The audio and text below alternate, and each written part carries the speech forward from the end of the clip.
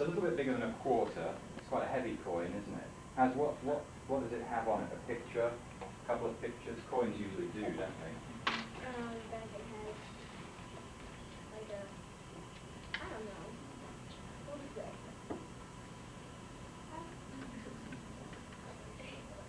No, it's like some warrior and a lion and a... Some warrior and a lion? Yeah. Britannia, that is a mythical...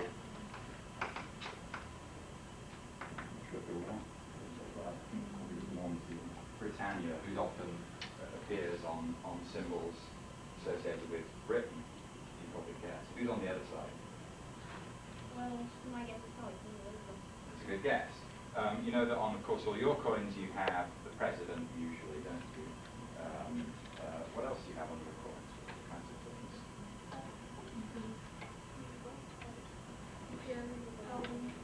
Buildings, sometimes. This is a 50p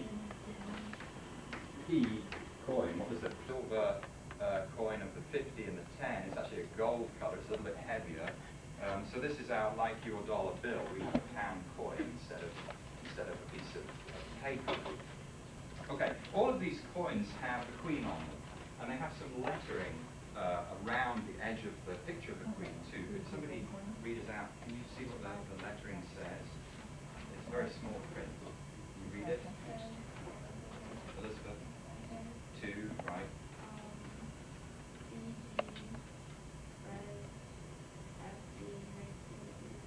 DG, Deo gratias, by the grace of God.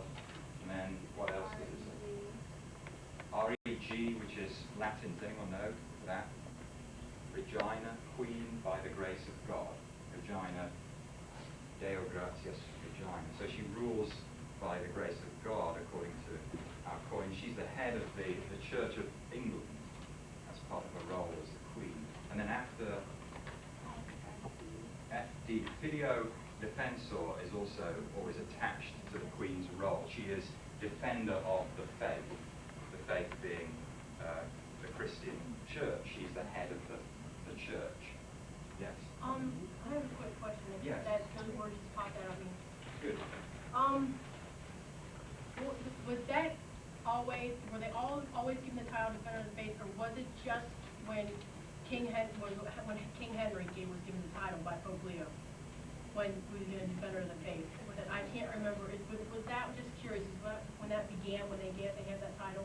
Well, the person who seized for himself the title was Henry VIII, Right. as head of the Church of England. You obviously know a little bit about history. Who's Henry VIII? The only thing I know about him is that he was the King of England, and he beheaded all his wives because they didn't give him a son. He had one son, Edward, that was very sick and didn't rule for very long. Okay, this is a good way to just sort of step into that long span of history that I left out. I left you last time with the last invasion of Britain. Anyone remember the date? Magical date? 1066. Good. You don't have to remember this, but if you do, it's nice to. 1066, the Battle of Hastings. 1066 AD, the last time a foreign army came and took over Britain and started a long succession of different families who were king and queen, sometimes one or the other or both, of Great Britain, of the United Kingdom. And so I left us there last time. Let's fill in a bit of the gaps from there until today. We'll do it by starting. Let's go to Henry VIII. A lot of you have probably heard of Henry VIII, the 8th King Henry. There were 7 before him, doesn't matter who they were really. But what was famous about Henry VIII, if you do know about him? Somebody else? He desperately wanted a son, and he didn't get one at first from his first wife. So what did he do? He didn't kill her. He got annulment. He actually, the little rhyme that we learn when we're at school is divorced, beheaded, died. Divorced, beheaded, survived for his 6 wives. Henry VIII is famous for having 6 wives. The first one he divorced against the actual law of the Pope. At the time Britain was Rome, and Henry petitioned the Pope to divorce his wife, and the Pope said no, he may not do that. So Henry then made himself head of his own Church of England. It remained a Christian church, but he then was able to divorce his wife because he was in charge of the church. So he divorced his first wife. His second wife he got tired of, so he chopped her head off. The third one died. I suppose that was a lucky way out for her because he hadn't got a good track record by now. The fourth wife, again, he divorced. The fifth one, again, he beheaded. And the sixth one outlived him, so she survived, we say. They all had, Henry VIII's wives all did have famous children. He did eventually get a son who ruled for a short while. He wasn't very healthy child and died very early. But Henry VIII had a very famous daughter. Anyone know who that was? Is that history? Bloody Mary. Oh, all right. That's one famous daughter. There's an even more famous daughter who reigned for quite a long time, and her reign is often called the Silver Age. Anyone know who that was? Elizabeth I, yeah, not the second, who of course is ruling now, but Elizabeth I. And just to give you some, here we are, 1558, she came to the throne. Elizabeth I, then, after whom our present Queen obviously was named, so she came next, Elizabeth II. But Elizabeth I, what kind of people lived during this time? Well, there's a very famous playwright who you may have read. He's probably the most famous playwright in English, William Shakespeare, the one you've probably heard of. Maybe you've read Hamlet or Macbeth or one of these other, or you will do sometime in the next few years. He lived during the time of Elizabeth I's reign. What other important events would take place at this time? Can you guess? Look at the date there. To start a Renaissance, if it had gotten to England by that time. The Renaissance, a period of history we call the Renaissance, a kind of rebirth of studying, of learning, rediscovering history of the ancient world after what we call the Middle Ages, or sometimes the Dark Ages in between, when a lot of the teachings of the Roman and Greek empires were sort of forgotten by the general population. Yeah, this is the Renaissance. What was going on at this time? Look at that date. 1558. It's very close to 1492. What does that say to you? So, what were the English sailors doing in Elizabeth I's reign? I think it was Charles Drake who defeated the Armada, or is that some other time? That is that time, yes. A famous sea captain under Elizabeth's rule who managed to keep that date for us. He stopped the Spanish Armada from invading Britain with some very clever military sea maneuvers. Also, the rotten British weather helped him out. But yeah, but what else am I thinking about? How many people here have traveled to the east coast of this country, America? All right, think of some names of states, very close, in fact, neighboring this state for that matter.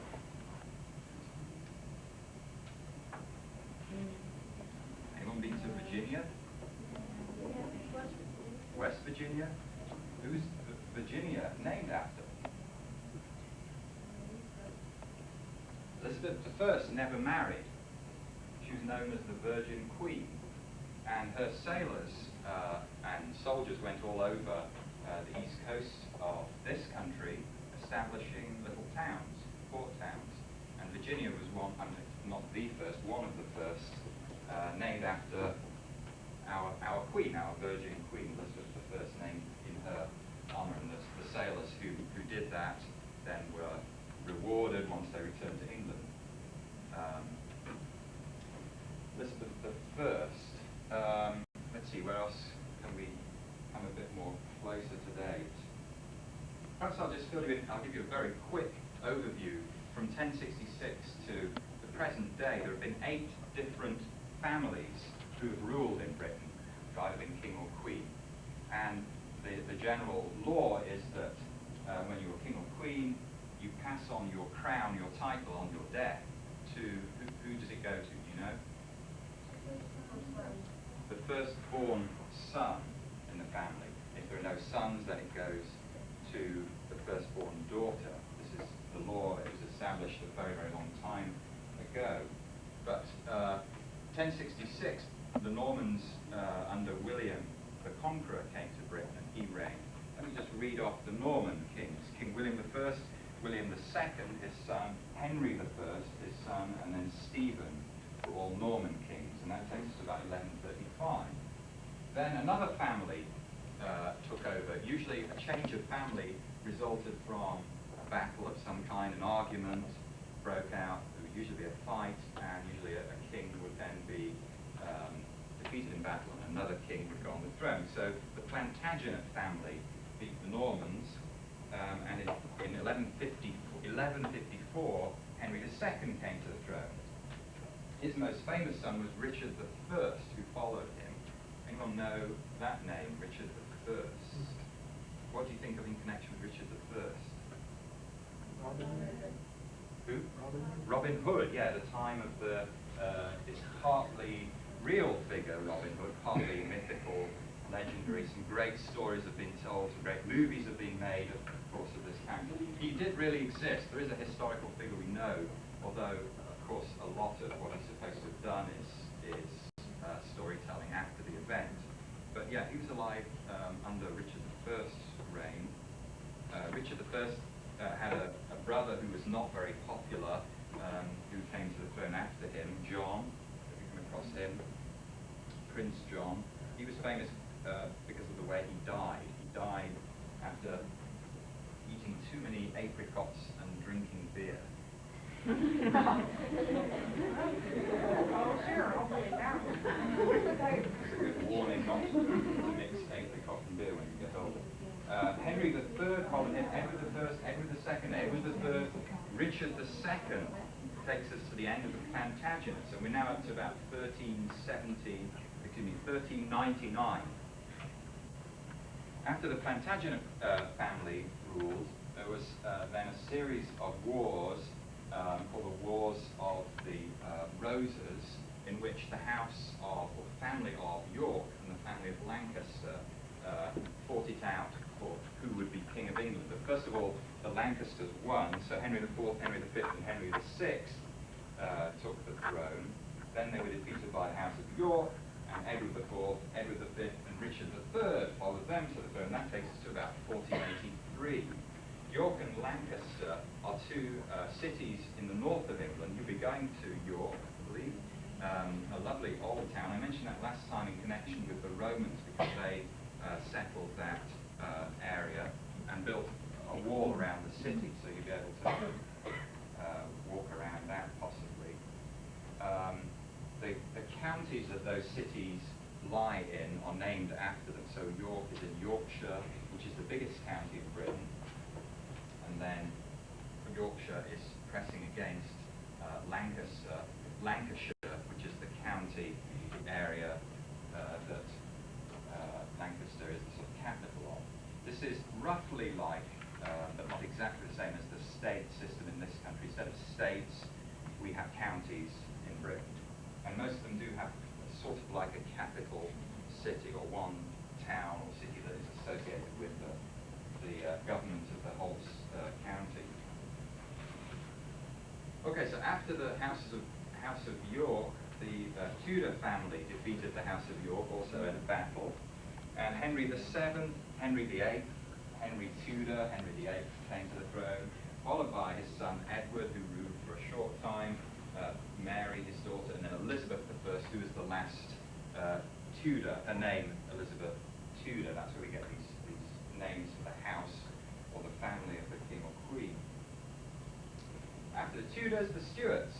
James I, Charles I, something called the Commonwealth, I'll come to that in a moment, Charles II, James II, William and Mary and Anne. Now we're up to the almost modern times of 1702. After the Stuarts, The Hanovers took power. George I, George II, George III, George IV, William IV, Victoria, we'll come to her again in a moment, Edward VII, George V, and believe it or not, now we're up to 1910. And this century, does anyone know the name of the family who is Queen, King, in charge in this century? Anyone know the name? Is it the House of Windsor? Windsor, right now? yes, good. So Elizabeth Windsor is the name of the present Queen. Her father, George VI, was king before her. His brother, Edward VIII, was king for a very short time before him. So that brings us up to the present day, all those successions of kings and queens. Well, what's the importance of this king and queen business? I mentioned last time that this is how I learned history at school. We were taught from the top down. Who was king? What happened while this person was king or queen?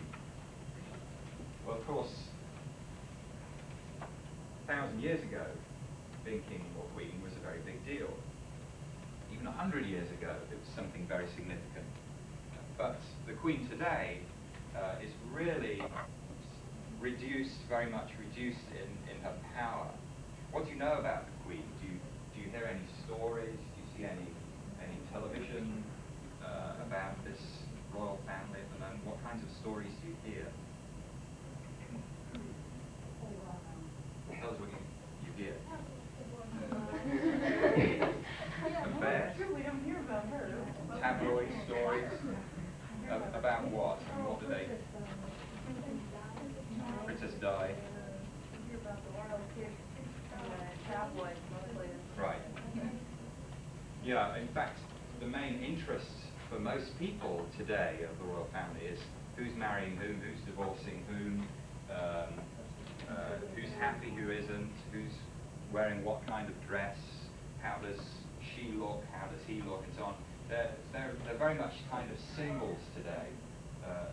They don't really have very much power. They do have quite a bit of wealth. The Queen she's considered the richest, or one of the richest women in the world, although to be truthful, she doesn't really have very much control over a lot of her power. It's all sort of tied up in property, and she could never really go to the bank and cash it all in. Of course, even up to 100 years ago, a king or a queen in Britain had tremendous political power. In other words, they had the ability to command something, and what they commanded immediately happened. It was, it took effect. But today, the king or the queen, again, has a largely symbolic role. Her signature will be used at the end of a new law enacted by Parliament. The queen is usually brought in all her regalia, all her robes and crowns, and carrying all the bits of equipment that queens carry at the opening of Parliament every year. It's really just pure symbol today. She represents the sense of power in one person, much like a president does in this country. The president does have more power probably than the Queen does, but he's relatively powerless without, of course, Congress and the Senate, isn't he? How does that work in Britain today? Was the Congress and the Senate modelled after, to a certain extent? Do you know this? Parliament. And how's Parliament made up? Do you know? Can you guess? You can probably just sort of work it out by just comparing what you have here to what you think might be there in Britain. What do you guess? Somebody said it. House of Commons. What is the House of Commons? Do you know? What's that? That's a rough equivalent of one of your houses of government here. It started out for people who weren't really wealthy, kind of more common. So how do people get to sit in the House of Commons? No, not the Senate, but it's more like the House of Representatives. Well, actually, it is kind of like the House of the Senate, but the better comparison with the Senate. The House of Lords is the other part of the government. Yeah, this is, all of the members of the House of Commons are just like politicians in this country. They must be elected, and then we say take their seat in the House of Commons, where they take part in debates, and one party has more people in it than the other side, and they get to generally make the laws, and there are arguments and laws proposed, and discussions, and so on and so on. Much like the House of Representatives in this country, the House of Lords is roughly like the Senate in that when laws are proposed and passed by the House of Commons, the laws must then go to the upper house, as it's called, just as they must go from representatives to senators, and then the upper house must approve those laws before they become the law of the land. So it's like a democracy, just like this country. Britain is a democracy in the same way. The only difference is, though, who are these lords? Do you know this? Like the upper class citizens. They can be people who inherit their titles, which means they're born usually into a very wealthy family who possibly were granted the name, the title, Lord, as many as 1,000 years ago by a king. You know, they helped a king out in a battle by fighting particularly well. The king said, "I name you Lord of York," let's say, if this person came from York. And they then, their son, whatever, who's alive today, sits in this particular part of government and helps them make laws. So there are some inherited lords, but there are also lords who are made lords by the House of Commons. So they could be a commoner, an ordinary person like me. I could be, if I'd done something spectacular for the general good of people in Britain or anywhere else, I could be made a lord. It's not very likely, but in theory anyway, I could also take, in other words, these lords are not elected, they're not part of the democratic process. So that's different from this country's government, role of government. I've taken a little bit of a sidestep. Let's mention a few more historical things, since that's the main reason I'm here. That's what you'll be looking out for signs of in Britain. Before I do that, though, I said last time that you should think this week about any questions you might have, and we've already had at least one good question here. Does anyone have any thoughts this week? Did anyone have any thoughts that I could address? Like, do they have any other? Do they have just coins, or do they have bills for like £5 or anything? Well, as a matter of fact, I brought one along here. There's a bill. Yeah, we do have bills as well as coins. This one I will take back from you straight away. Yeah. So this is £20. £20, so that's roughly.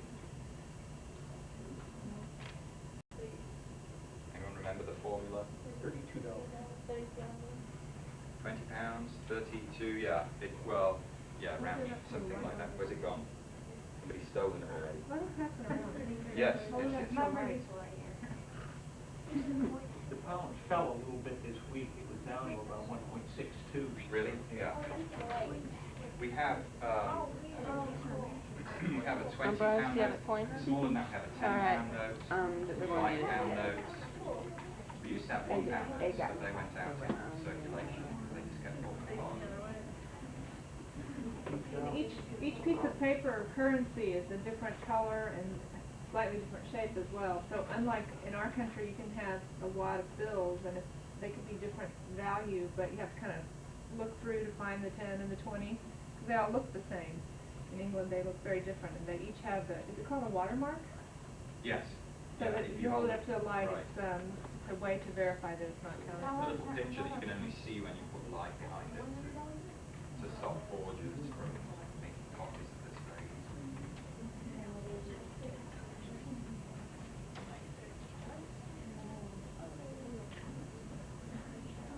So this also has a picture of the Queen on it, And like bills in this country, there's often somebody famous, isn't there, on the bill, and images and pictures that have to do with the past.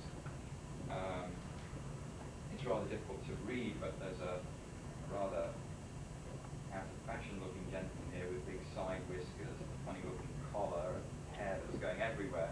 Underneath it says Michael Faraday, 1791 to 1867. Anybody know Michael Faraday? Know who he was? Well, he was, there's another picture of him standing in the Royal Institution giving a Christmas lectures. He was a famous scientist of the 19th century, of the last century, who did a lot to explain the laws of magnetism and electricity. And he lived at a time in Britain that was probably, after Queen Elizabeth I, was the next big period for Britain in which Britain was very, very significant on a global extent. You probably have heard of Queen Victoria, the Queen who ruled Britain for longer than any other monarch. She ruled for 63 years. She took the throne when she was very, very young and died at just the beginning of this century, 1901. And through her reign, Britain became the strongest, financially and in military terms, the strongest country in the world, really. If you think of the map of the world, if you can just picture it in your head, and you know roughly whereabouts the United Kingdom sits, you can barely see it, can you?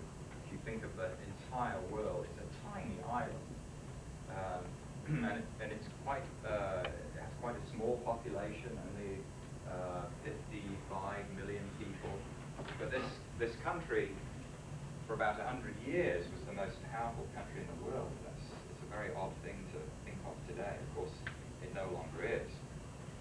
The British Empire, as it was known, largely disintegrated in this century, but at its height, or just at the end of the last century, it included which countries, do you know? India? India. The countries that are today, India, Pakistan, Bangladesh, all of that massive, massive country, area of land. Which other countries? Australia, another huge country, almost the same size as this country in terms of its land mass, massive country. Australia. Also Egypt. Egypt for a time, I think, was part of the British Empire, yeah. I believe that's right. Quite a lot of Africa was too. South Africa, a lot of Western African countries and Eastern African countries.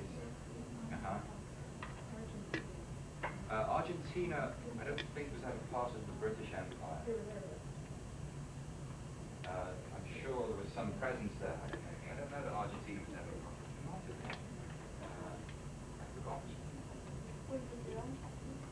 Brazil, no. Singapore, Canada, New Zealand.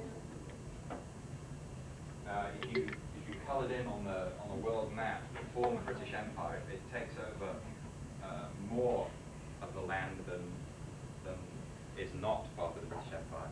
If you see what I mean. Finland. Finland, no. No, I don't think I said part of the British Empire. Of course, in this century, democratic movements all over the former empire established independent countries, and now the British Empire doesn't exist, really. Hong Kong probably is the last part of the former empire that is, in this year, 97, is about to be handed over to, actually it's about to be made independent. And I think a separate government is being established there, but that's really, I suppose, the last vestige of the British Empire. I'm not sure what we're doing how we're doing for time here. I should wind up. Any other questions that I can address? I have Yes. a question. Scott. When we're going anywhere in England, I know for sure that there probably would be in London, but is there any landmarks or any places that are supposed to be akin to Charles Dickens? Because I'm a big fan of Charles Dickens. Charles Dickens, well, of course, London, Yes, of course. is the site of a lot of this story. I mean, it's like where he was like, places like where he would have stayed, or places, or this was the model for, like in Great Expectations, the model for his house, or like any places where he was supposed to have stayed or he lived, or anything like The that. only places I know outside of London that he lived are on the south coast and the east coast, southeast coast, I think, on the Kent coast, around Ramsgate and Margate. But I don't know of any other parts of England that he stayed specifically. You'd have to do a little bit of reading of your own to find out. There are lots of places to look, biographies of Dickens to read that look like that. Another question or an answer to this one? Wasn't he buried in Westminster Abbey? Because I saw a show there that was... Dickens? Yeah. I think that's very likely. I can't remember specifically seeing Yeah. his name there. But Yeah, when a lot of famous people were buried there. Yes. And we're going there too. Good. A lot of very famous names that you recognise are commemorated in Westminster. Yeah. In Westminster Abbey. I'm sure that you'll make that trip. You'll see next to the Abbey the Palace of Westminster. Crew hard at work. What's your secret recipe, Tom? What's your secret recipe? I'll have to wait on that other one. Oh, is that a family recipe? No. It's not French, huh? No, in fact. To 6:15, we'll be drawing your lucky name. Pretty soon then. No, I'm Yeah. not gonna be here.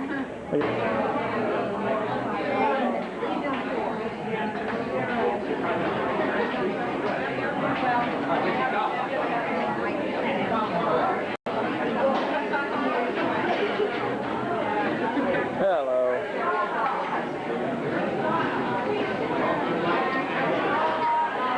Don't get me. I have to get you. There he is.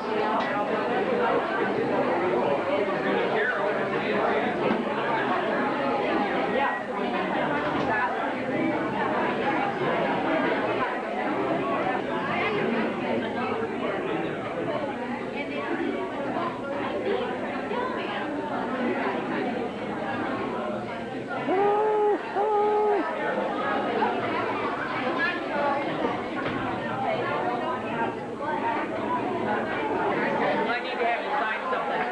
Okay. And he's got his mouth full, so get him. Caught him red-handed. About 5 minutes, so this is your last meeting. If you have time to have a ticket, $2 a seat. Oh, I'm sorry. A free supply. We'll have a couple of the kids.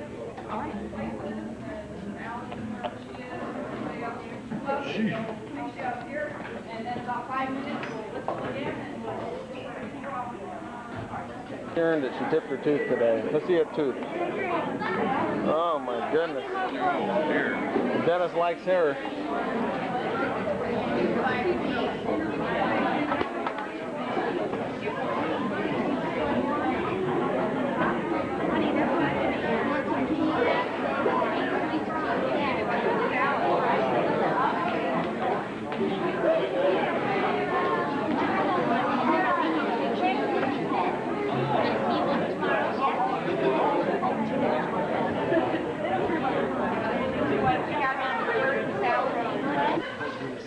Okay, is there anybody who's not related to my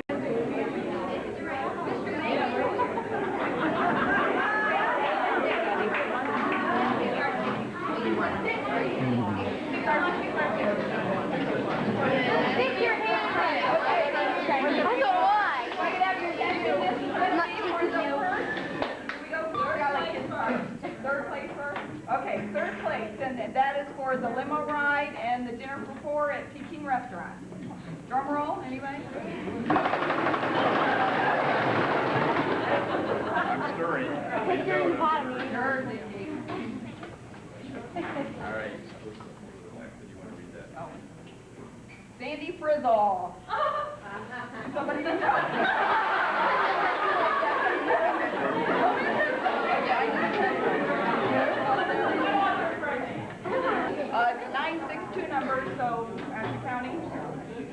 myself. Okay, A big round of applause for Sandy. anybody else that's not related to anybody in the choir? No? You? Okay.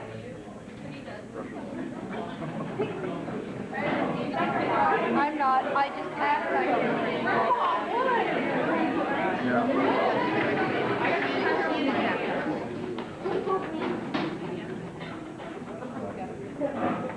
Okay, Donna Workman. You know Donna Workman? Second place, the recliner. Okay. Big hand for Donna, wherever she may be reclining.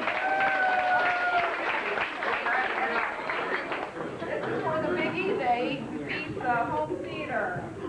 Chris Carney. It's a 522 number. Mansfield probably. That would be Mansfield. Anybody know Chris? Congratulations, Chris.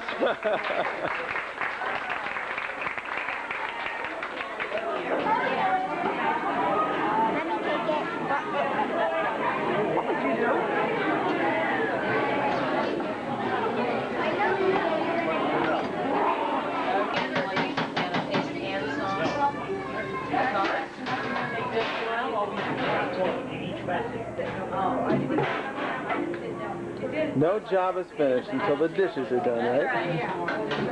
How many batches did you make, Tom? 3. So you used 3 extra cans of tomato sauce. Well, No. we only had to buy. But not, You're not gonna take that. no. Turn the water on, it works better. It's been a very long day, hasn't it? I didn't even know.